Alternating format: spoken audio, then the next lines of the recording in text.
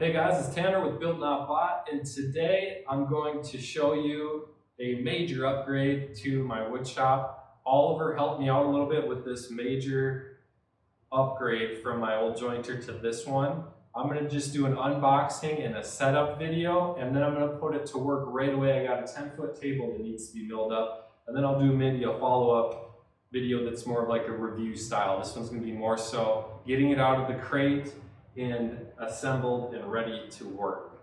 I want to be fully transparent. Oliver gave me a nice discount, which basically equaled getting this thing with free shipping, which doesn't seem all that sweet of a deal until you look up what shipping and handling fees are. So I'm grateful for that. It still costs me a lot of dollars of my own money. So I'm going to be very honest and straightforward with the review process. But let's get this thing assembled and ready to go to work.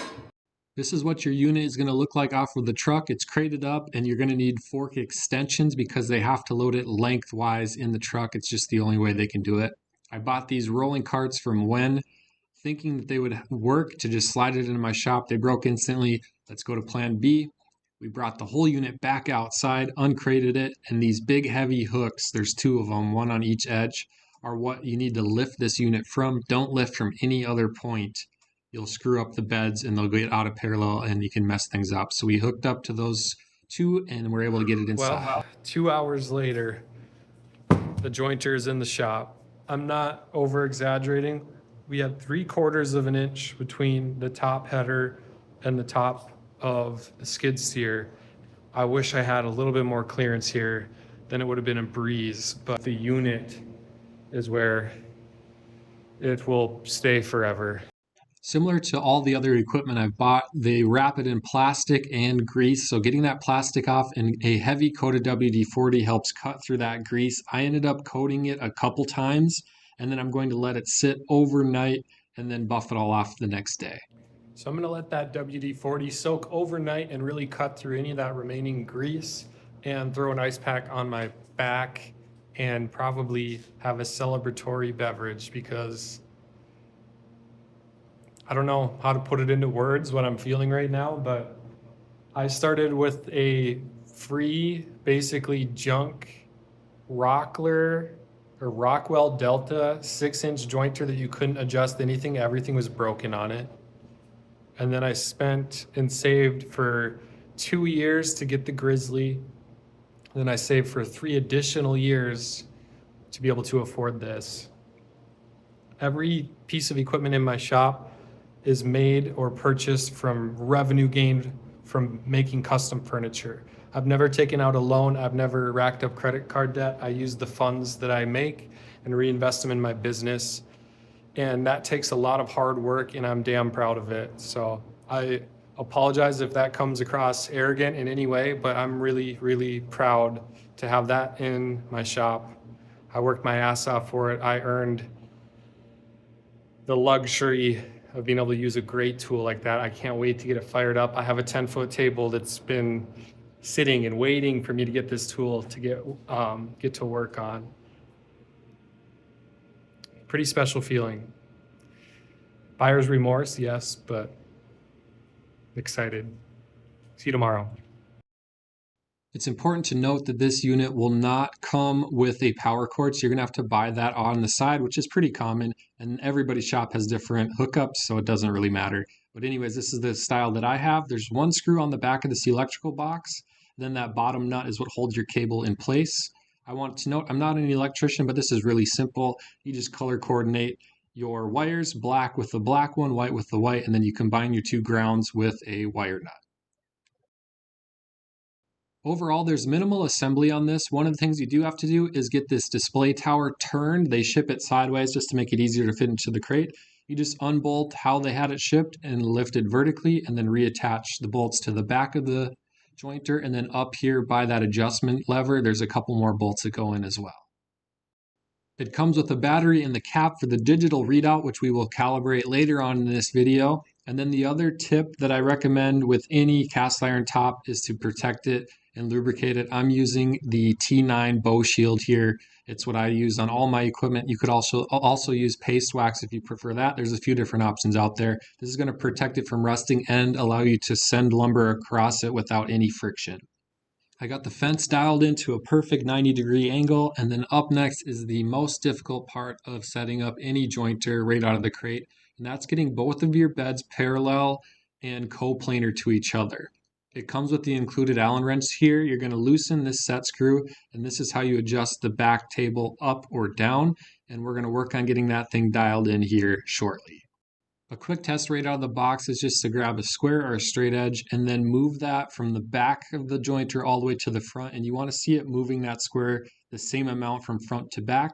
I didn't get so lucky and it was slightly off, so we're going to open up all of these little ports, and inside of them is an Allen screw that you have to loosen up, remove this front plate, and that is going to expose some eccentric bushings. Each one of them bushings will also have a set screw. You just need to loosen those, and then you're going to make micro adjustments to get this rear table completely parallel and coplanar. It's hard to see, but right here is the spot for the set screw. And then on the back side, it's right here. Behind the jointer is right here. And then the other one, it's hard to get on camera, but it's right there. I'm using some aluminum T-track that I had laying around because it was really nice and flat. You could get a designated straight edge and it'd probably be better off. I mark it with a pencil, and then I mark it after I've moved the planer or the jointer head, and then I'm going to measure the distance traveled. I'm going to do that on the front, middle, and back, and measure that distance traveled at each spot, and I'm going to make micro adjustments on those bushings on all sides until I get it to travel the same distance. It seems a little confusing. My biggest tip for you is to just barely move those eccentric bushings. Once you got it all dialed in, you tighten everything back down and you're ready to go. Included in one of the boxes is the blade cover or guard, and this is pretty simple to install, but it's a little different than the other jointers I've had in the past.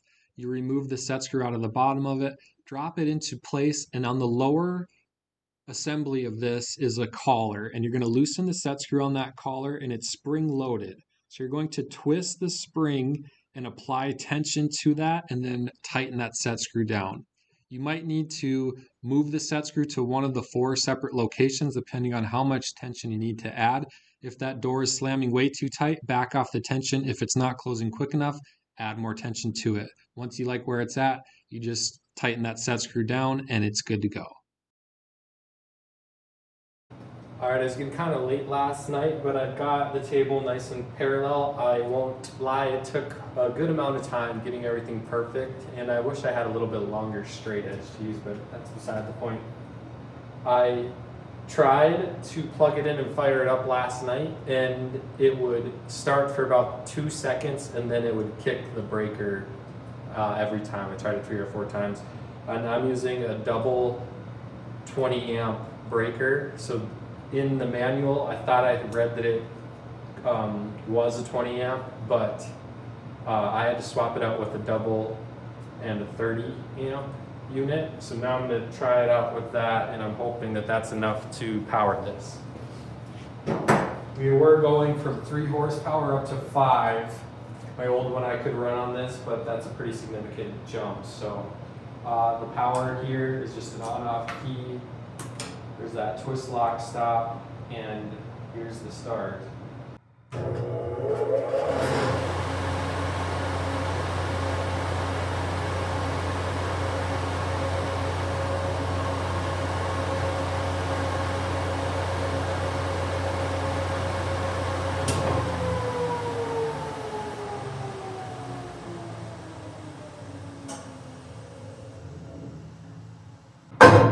That's a good sign.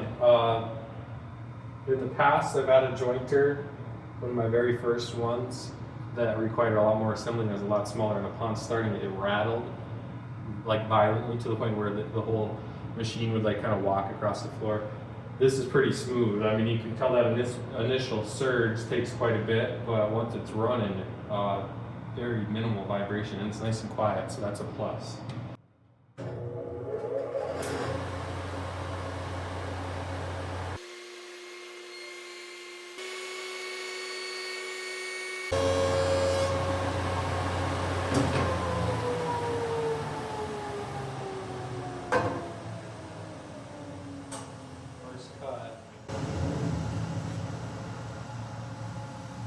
Two things that I know are not going to show up on camera: how quiet and smooth that was pushing that through, and how beautiful and smooth this finish is. This feels to the touch like a 320 plus sanded and finished piece.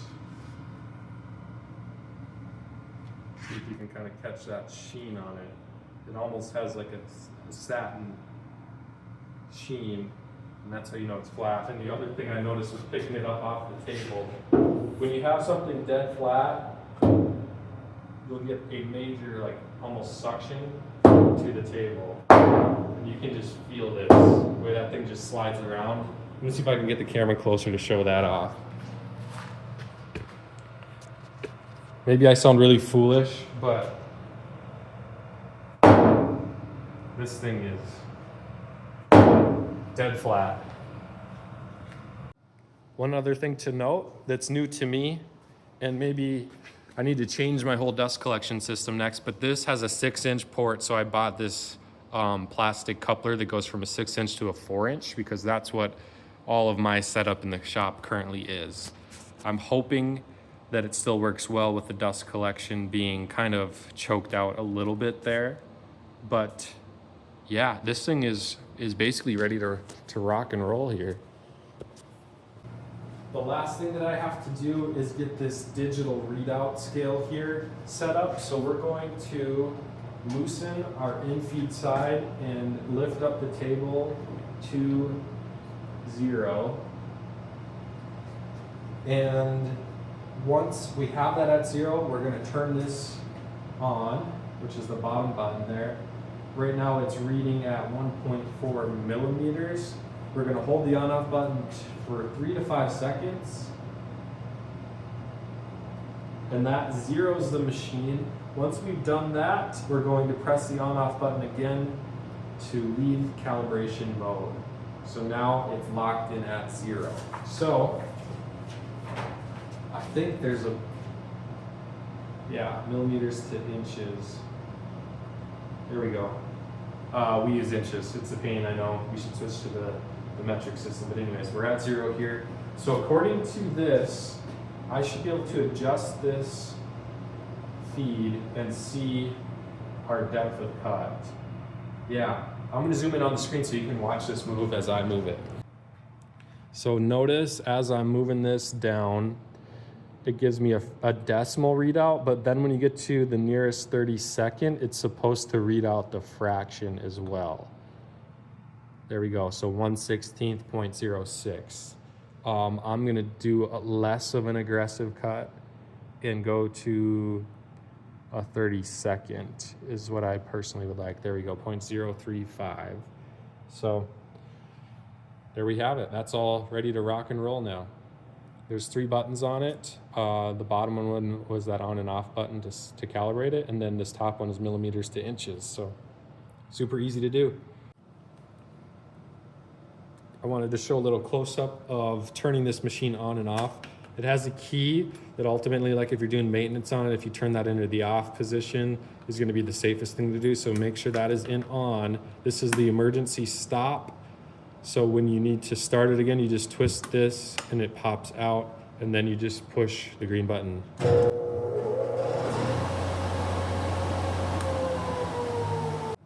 Here's a close-up of how this handle crank works when it was shipped. If you lift up on this, it lays down, which is kind of nice, so you don't like maybe hit it if you're moving lumber across or whatever, and then when you want to use it, you just flip it up and it locks into place, and then you can crank it from there. On our in-feed table, we have a manual readout, if you will, that works with the digital readout as well. Once you have your depth of cut set, this works kind of like a ratchet, if you will. So you can tighten it, and then if you lift up and turn, you can kind of crank it that way. This one, it gives you enough space here where you can just cinch it around like I did. This is a locking pin. Whenever you're doing anything maintenance-wise, you have to pull this out, but for the most part, that is just gonna stay inwards. On the outfeet side of this unit, we have our adjustment lever, and this is the locking pin. It does not have that ratcheting tool on this side, more so because once you have this set, you're not really making micro adjustments, it's just getting locked into place. And for the fence system back here, you basically have two moving parts. This one is to move the fence in or out, depending on if you have a large board or a small board.